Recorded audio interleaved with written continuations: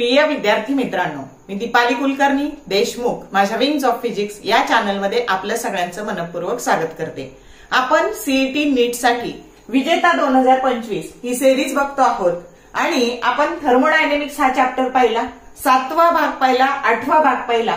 त्याच्यामध्ये आपण सगळी थेरी विथ टिप्स आणि ट्रिक्स कंप्लीट केली आणि आता बघा जो तुमचा हीट इंजिन, त्यानंतर रेफ्रिजरेटर, कार्नॉट सायकल, कार्नॉट इंजिन हे सगळं जे आहे ना ते फक्त 23 आणि 24 या परीक्षेला त्याच्यावरचे प्रश्न पडलेले आहेत आणि त्यामुळं त्याच्या भागावर कसे प्रश्न विचारले जातात याची कल्पना यावी म्हणून मी ह्या 9व्या भागामध्ये ते 23 आणि 24 ला आलेले PYQ घेते आहे।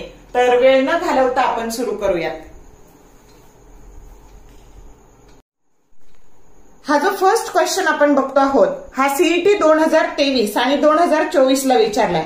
The efficiency of a heat engine is eta and the coefficient of performance of refrigerator is beta, then option A eta that is equal to 1 by beta, B eta that is equal to 1 divided by beta plus 1, C n beta that is equal to 1/2 and d eta that is equal to 1 divided by beta minus 1।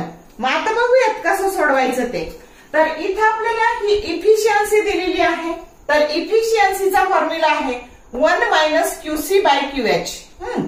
मग आता याला म्हणू equation number 1 आणि coefficient of performance जो आहे beta दिलाय, के ऐवजी काय दिलाय बीटा, त्याचा फॉर्म्युला असतो QC बाय W आणि W ची व्हॅल्यू असते QH minus QC।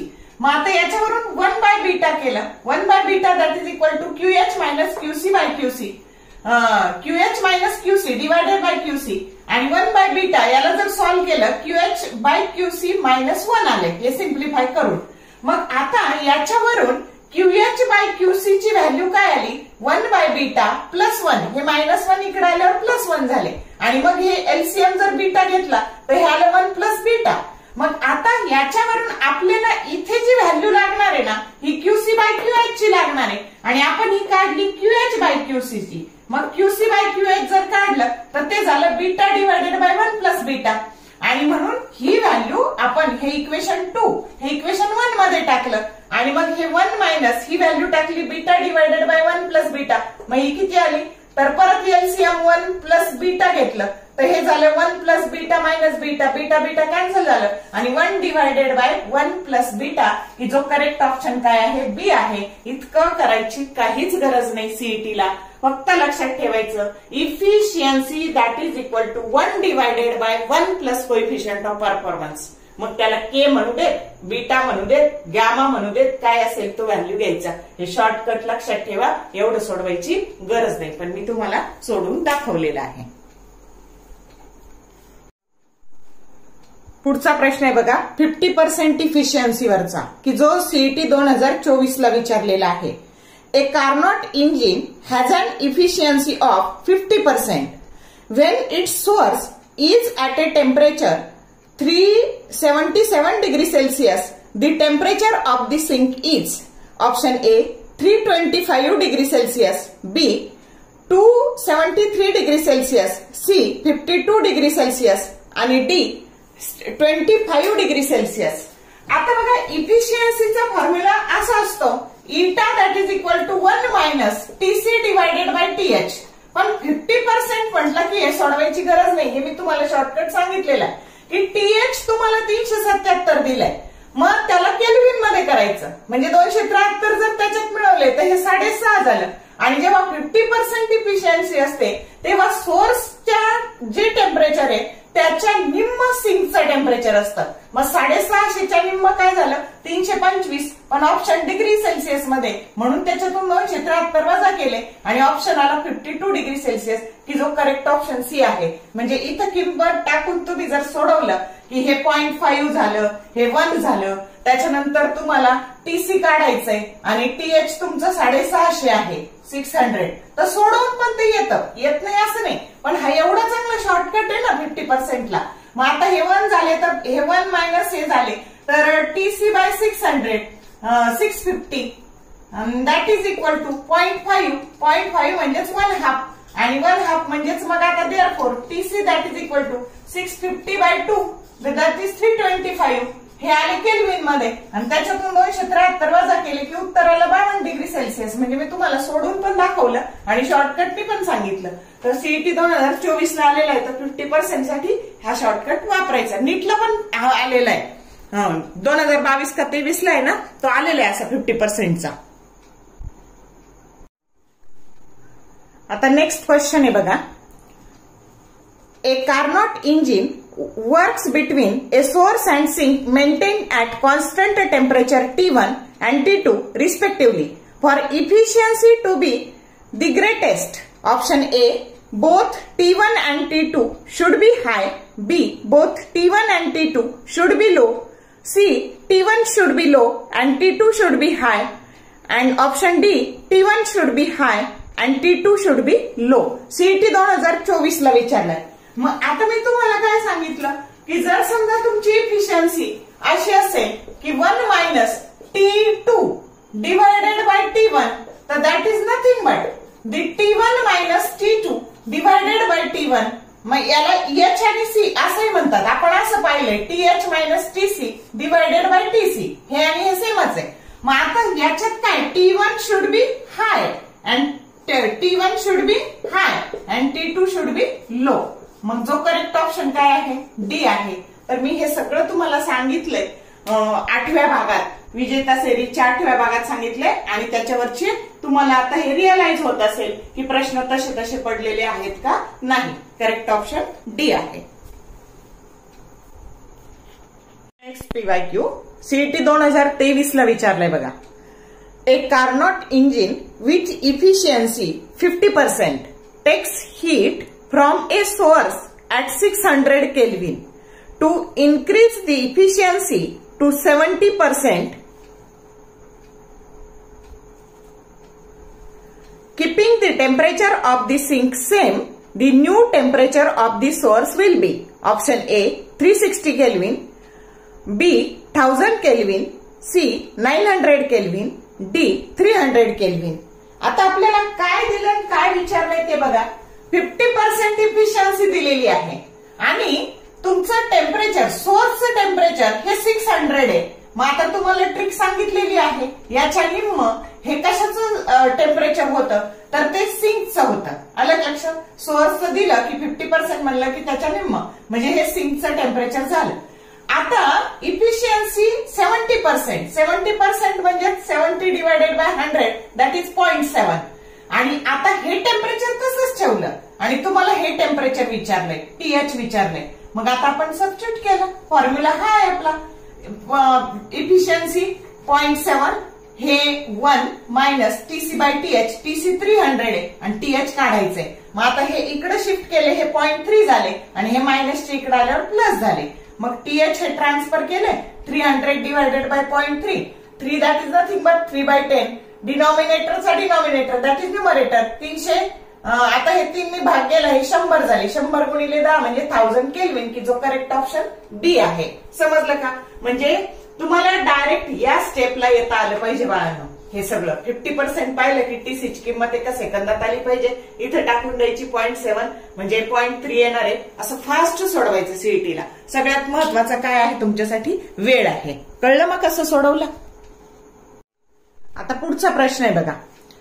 A Carnot engine has the same efficiency between पहिली केस आहे 100 केल्विन अँड 600 केल्विन म्हणजे सिंकचं 100 केल्विन आणि सोर्सचं 600 केल्विन.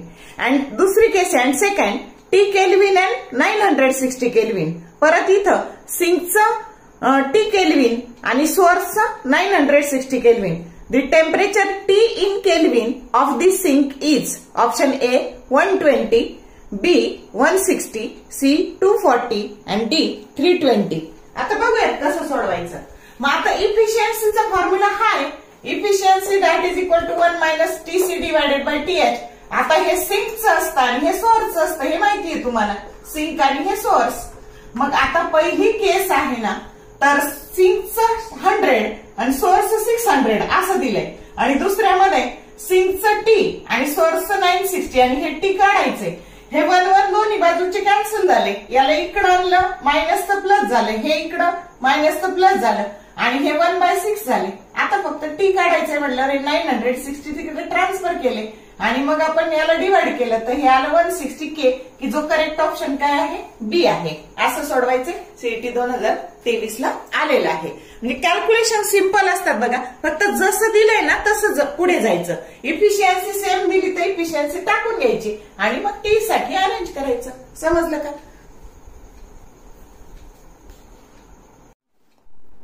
आता हा प्रश्न आहे ना, हा सीईटी 2023 ला विचारलाय बघा.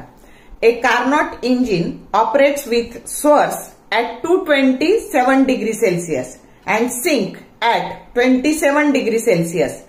If the source supplies 50 kilojoule of heat energy, the work done by the engine is. मग आता ऑप्शन ए आहे 2 किलोजूल, बी आहे 5 किलोजूल, सी आहे 10 किलोजूल आणि डी आहे 20 किलोजूल. आपल्याला काय दिलंय तर सिंकचं टेम्परेचर 27 दिले आणि सोर्सचं जे काही दिलंय तर ते सोर्सचं टेम्परेचर आपल्याला दिलंय 227. मग आपण ते डिग्री सेल्सिअस मध्ये, मग आपण त्याला कशात करतो तर 273 मिळून ते आपण केल्विन मध्ये करतो. मग 27 मध्ये तुम्ही 273 मिळवले की हे 300 झाले आणि 227 मध्ये 273 मिळवले की 500 झाले. मग ही इफिशियन्सी काढून घेतली आपण, ती आली 0.4. आपल्याला काय दिलंय तर इफिशियन्सी बरोबर हे वर्क डन आणि QH. मग आता आपल्याला वर्क डन काढायचंय, पैकी QH दिलंय तुम्हाला 50 किलोजूल. मग आता हे work done that is equal to 0.4 into 50 kilojoule. 0.4 कसं करायचं 4/10 टाकायचं म्हणजे हे काय झालं 10 5 जा 50 आणि इथं 5 4 जा 20 किलोजूल का जो करेक्ट ऑप्शन डी आहे. समजलं का? म्हणजे इफिशियन्सी मध्ये पुढे आणखी मॉडिफाय होऊन यातलं काहीतरी विचारतात. समजलं का? म्हणून इफिशियन्सी काढून घ्यायची. हे तरी देतील नाही तर हे तरी देतील, कधी डब्ल्यू विचारतील कधी QH विचारतील, तर ह्या पद्धतीने सोडवायचं. समजलं का? आता हा जो प्रश्न आहे ना हा 2023च्या सीईटीला विचारलाय आणि बघा कोइफिशियंट ऑफ परफॉर्मन्सवर एवढा एकच प्रश्न विचारलेला आहे आतापर्यंत. An ideal refrigerator has a freezer at a temperature of -13 degrees Celsius. The coefficient of performance of the engine is 5. The temperature of the air to which heat is rejected is option A 320 degrees Celsius, B 39 degrees Celsius, C 325 degree Kelvin and D 325 degree Celsius. तुम्हाला आता काय दिलंय तर TC दिलेला आहे तुम्हाला. ते किती दिलंय तर -30 डिग्री सेल्सिअस. मग त्याला केल्विन मध्ये करून घ्यायचं, त्याच्यात 273 मिळवायचे म्हणजे हे 260 केल्विन झालं. कोइफिशियंट ऑफ परफॉर्मन्स 5 दिलाय आणि TH काढायचंय. मग कोइफिशियंट ऑफ परफॉर्मन्सचा फॉर्म्युला काय असतो तर K that is equal to TC divided by TH minus TC. मग याची व्हॅल्यू 5 टाकली, हे 260 टाकलं, हे TH मायनस 260. आता याला इकडे ट्रान्सफर केलं की हे 5TH minus 5 into 260 that is equal to 260. मग 5TH याला इकडे परत ट्रान्सफर केलं तर हे 6 टाइम्स 260 झालं आणि त्याला 5 ने डिवाइड केलं तर आन्सर आलं बघा तुमचं 312 केल्विन. हे भागाकाराला मग आपल्याला ऑप्शन आता 312 केल्विन मग डिग्री सेल्सिअस मध्ये करायचं तर त्याच्यातून 273 मायनस केले तर मग तुमचं आन्सर काय आलं TH काय आलं मग 39 डिग्री सेल्सिअस की जो करेक्ट ऑप्शन बी आहे. आणि कोइफिशियंट ऑफ परफॉर्मन्स वर आतापर्यंत एवढाच एक प्रॉब्लेम आलेला आहे. समजतंय? हा जो प्रश्न आहे ना हा सीईटी 2023 ला विचारलाय बघा. An ideal Carnot engine extracts 100 joule from a heat source म्हणजे Q1 100 joule दिली and dumps 40 joule to a heat sink at 300 kelvin. मग आता बघा तुम्हाला Q2 40 जूल दिलेली आहे आणि T2 हे 300 दिलेलं आहे. तर आता तुम्हाला पुढे विचारलंय the temperature of the heat source म्हणजे हीट सोर्सचं टेम्परेचर T1 काढायचं आहे. ऑप्शन ए दिलाय 600 केल्विन, बी दिलाय 700 केल्विन, सी दिलाय 750 केल्विन आणि डी दिलाय 650 केल्विन. मग आता बघा आपल्याला काय काय दिलंय तर रिलेशन लावायचंय. सगळ्यात आधी आपल्याकडे इफिशियन्सीचा फॉर्म्युला काय असतो, तर efficiency that is equal to 1 minus T2/T1 आणि अजून एक फॉर्म्युला असतो की 1 मायनस Q2/Q1. मग ह्या दोन्हीची कंपॅरिझन केली ना, हे टेम्परेचर असतं. T2 हे सिंकचं टेम्परेचर आहे, T1 हे सोर्सचं टेम्परेचर आहे. त्याच्यानंतर Q2 ही सिंकची हीट आहे आणि ही सोर्सची हीट आहे. समजलं का? मग आता या चौघांमध्ये जर रिलेशन लावायचं झालं तर T2/T1 that is equal to Q2/Q1. मग तुम्हाला T1 काढायचंय म्हणजे सोर्सचं टेम्परेचर काढायचंय. मग T2 into Q1 divided by Q2. मग हे T2 काय दिलेलं आहे, 300 केल्विन दिलंय. Q1 किती दिली, 100 दिली आणि Q2 काय दिली, 40. हा झिरो कॅन्सल झाला आणि मग आता 3000 divided by 4 that is nothing but 750 kelvin, की जो करेक्ट ऑप्शन सी आहे. या पद्धतीने हे सोडवायचे. समजलं का?